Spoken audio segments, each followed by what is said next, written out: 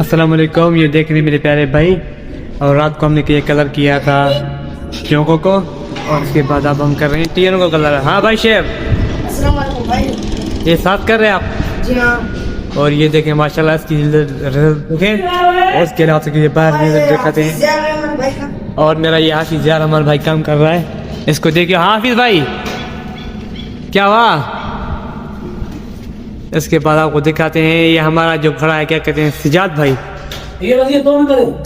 हाँ ये सिजाद भाई खड़ा है, हम ये सिजाद भाई खड़ा है देखो। और ये देखो, ये कलर देखो, और ये भी कलर देखो, कितना प्यारा वो कलर लग रहा है। इसके बाद हम आपको दूसरी बार यही फिर दिखाने वाले मस्जिद का ये क्लियर करेंगे इंशाल्लाह। आज तक ये सारा क्लियर कर लेंगे, फिर उसके बाद हम दीवार का जो कलर लगाएंगे और फिर आपको कोई भी वीडियो आप दिखाएंगे। अस्सलाम वालेकुम, आप देख रहे हैं हमारा यूट्यूब चैनल हाफिज व्लॉग। इसको लाइक भी करना, कमेंट भी करना।